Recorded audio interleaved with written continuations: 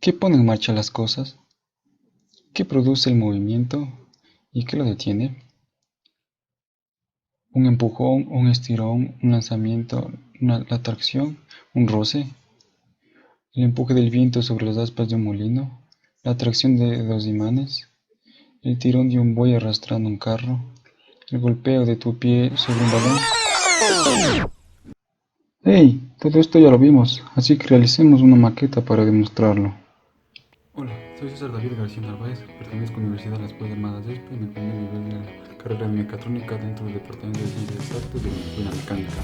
En esta ocasión específica en física clásica con el MRC 7664 a cargo del ingeniero Diego Proaño. Hoy veremos una maqueta sobre un tema denominado dinámica lineal. Así que vamos con el video. Bueno, pues empecemos. Los objetivos de esta práctica son: objetivo general, diseñar y construir una maqueta que recree los conceptos de la dinámica lineal. Objetivos específicos, comprobar los teoremas de leyes de la dinámica lineal, diferenciar cómo la fuerza afecta a los cuerpos, determinar mediciones coherentes y calcular los verdaderos efectos de la fuerza. ¿Qué es la dinámica lineal? La rama de la física que describe la evolución en el tiempo de un sistema físico en relación con las causas que provocan los cambios de estado físico y el estado de movimiento. Es decir, la dinámica es el movimiento de los cuerpos, el origen y su predicción. Importancia. El objetivo de la dinámica es describir los factores capaces de producir alteraciones de un sistema físico, cuantificarlos y plantear ecuaciones de movimiento o ecuaciones de evolución para dicho sistema de operación. El estudio de la dinámica es prominente en los sistemas mecánicos, clásicos, relativistas o cuánticos, pero también en la termodinámica y electrodinámica. En otros ámbitos científicos como la economía o la biología, también es común hablar de dinámica en un sentido similar de la física, para referirse a las características de la evolución a lo largo del tiempo del estado de un determinado sistema. Los materiales a utilizar: un coche, cajas, la balanza, otro coche,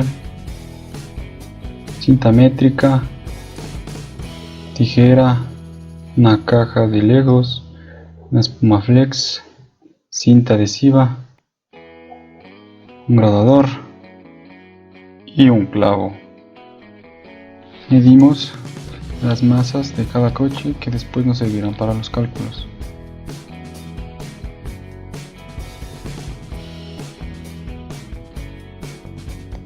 También los coches no tienen un coeficiente de fricción. En este caso los coches tienen ruedas lisas, el plano horizontal es también liso y el plano inclinado también es liso.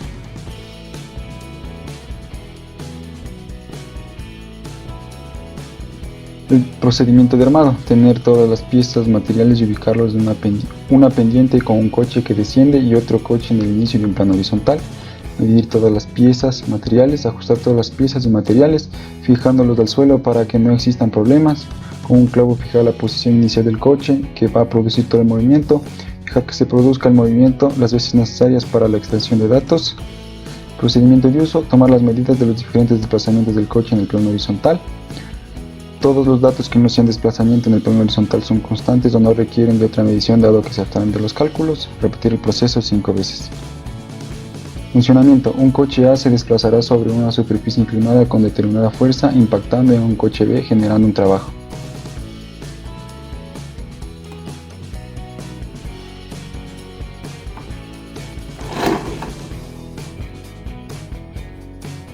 También debemos medir el ángulo generado entre el plano inclinado y el plano horizontal para los posteriores cálculos. Con esto podemos evidenciar la segunda ley de Newton. Como vimos, sin mucho peso, no se mueve demasiado el segundo coche. Sin embargo, al poner más peso, vemos como el segundo coche se desplaza mucho más, llegando incluso casi al final del plano inclinado.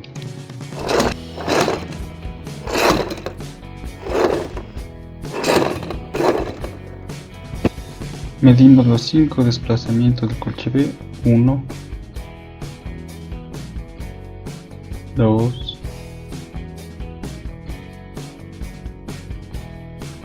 3, 4, 5, quedando todos un poco menos de 47 centímetros. La obtención de datos: gravedad como una constante, la masa que medimos en una balanza, el tiempo con un cronómetro y el ángulo que medimos con un graduador. Los cálculos, así quedaría un esbozo, prototipo de la maqueta para determinar sus cálculos de manera física. Primero hacemos el diagrama de cuerpo libre del coche que va a desplazarse en el plano inclinado. Como vemos, tiene una fuerza que debe descomponerse en sus respectivos componentes. Su materia de fuerzas en Y es 0, exceptuando por la componente en Y, que es igual a la normal. Y las fuerzas en X, la sumatoria de fuerzas en X es la masa por la aceleración, y determinamos que la aceleración es de 6.38 metros sobre segundo al cuadrado. Diagrama de cuerpo libre del coche B, igualmente la sumatoria de fuerzas en Y es 0, que nos da como resultado que la normal es igual al peso, y la sumatoria de fuerzas en X es igual a masa por aceleración, debido a que ahí se encuentra el movimiento similar en el caso anterior. Tenemos que es una aceleración de 2.3209 metros sobre segundo al cuadrado.